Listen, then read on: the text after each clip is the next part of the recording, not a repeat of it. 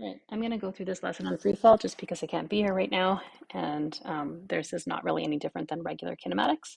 So when an object is dropped, it falls, obviously, and we know that the reason that it falls is because of gravity.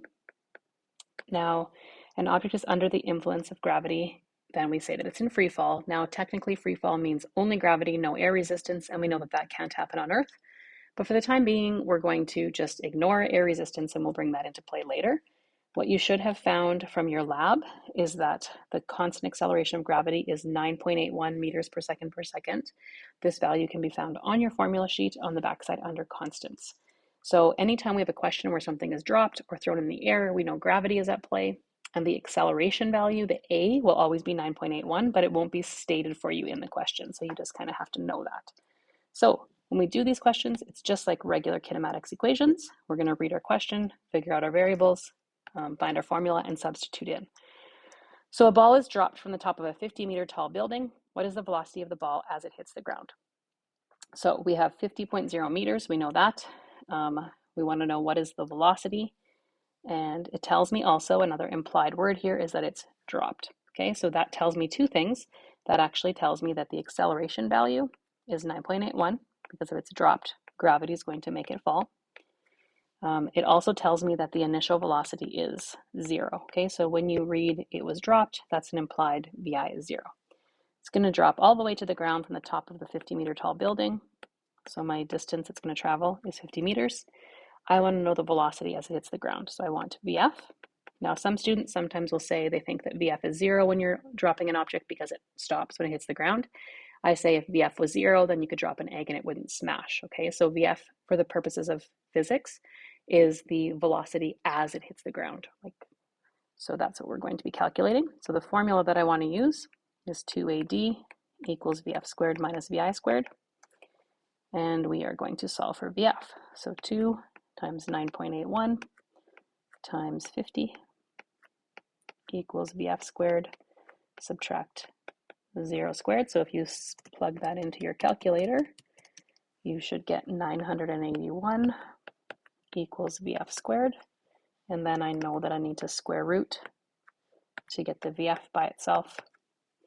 So the square root of 981 is 31.3209. And we are going to take our sig figs from the numbers in the question. Don't let that acceleration value limit you, even though they're the same in this case, so it doesn't matter. So I end up with 31.3 meters per second. Remember, you can use that green sheet to help you recognize what variables are which. Let's look at question number 2. A rock is thrown into the air with a velocity of 10.5 meters per second. How long does it take the rock to reach its maximum height? So in this case, we're not dropping it, we're throwing it up into the air, so it's on its way up. So it's being thrown up, so that tells me the acceleration is going to be gravity, which is 9.81. Now, the only difference here is because it's on its way up, it's going to slow down. So remember that if it's slowing down, the acceleration value is negative. So on the way up, the acceleration is negative. Okay, it's thrown up with a velocity of 10.5 meters per second.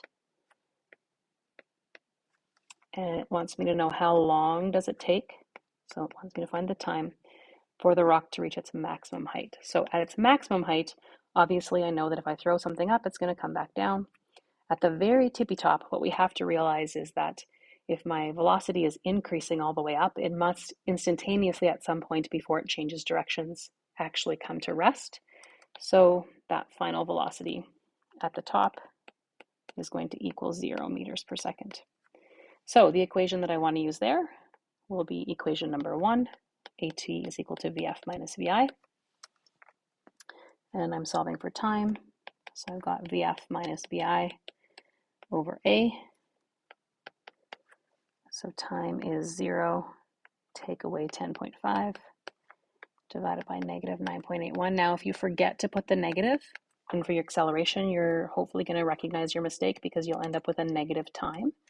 And time is the one thing that can't be negative.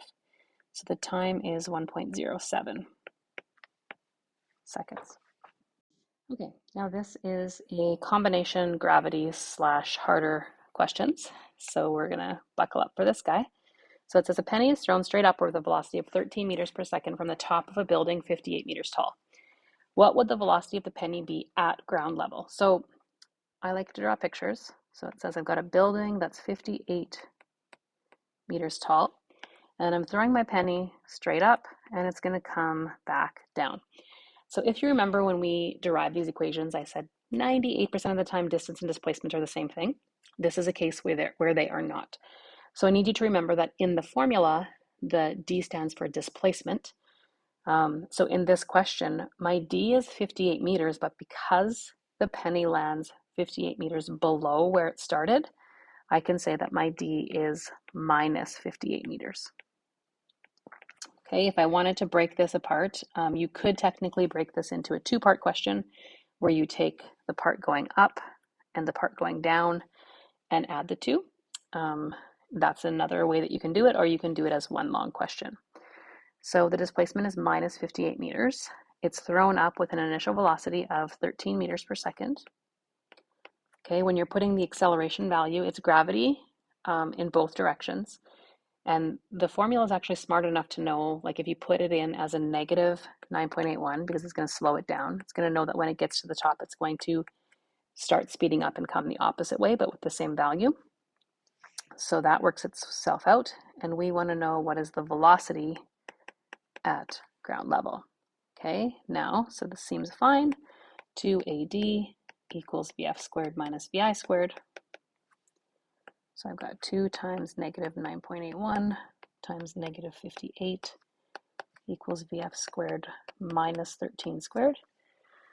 So when I put that into my formula, I'm going to multiply on the left side and then add 13 squared.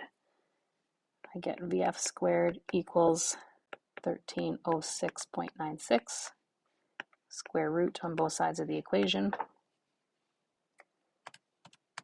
And that gives me 36.2. Now, the issue with doing it this way or taking it all as once is we've now introduced signs, so we also have to have our, I'm just going to write this number down before I forget. We also need to have our signs for velocity as well. So because I took the velocity to be a positive value here in the beginning on the way up, and on the way down it's going like the opposite direction, so technically my final velocity is a negative value. So my VF on the way down would be 36 meters per second going down. Now, notice I put the number there just in case I needed it later, but 36 meters per second on the way down. Now, question B says, how long does it take the penny to reach the ground? So I want to use the initial given information and find T. Now, if you look at the question, like the set of given information, what I have in the beginning, it's the ugly scenario, right? We've got D is equal to VIT plus a half AT squared. And I'm finding time, and the initial velocity isn't 0. So I'm going to end up using the quadratic formula with this. So I'm going to plug everything in. So 13t plus a half times negative 9.81 times t squared. So we're going to clean that up, get everything onto one side. So it's going to be equal to 0. So I'm going to have negative 4.905 t squared plus 13t, add the 58 across, and I'm going to have to use the quadratic formula to solve that thing. Okay, unless you want to try factoring, I'm not really interested in trying to factor with decimal coefficients. So it's going to be negative 13 plus or minus 13 squared, 4 times negative 4.905 times 58 over 2 times negative 4.905. So I get negative 13. So I always like to get a number underneath the root sign. And on the bottom here, I'll have negative 9.81. So I've got 13 squared, take away 4 times negative 4.905 times 58. Underneath here, I have 1306.96. And if I square root that, I have negative 13 plus or minus 36.1519 over negative 9.81. So remember, I need to get my two answers by going negative 13 plus this value divided by that, negative 13 minus divided. So negative 13 plus the square root of 1306.96 equals divide negative 9.81.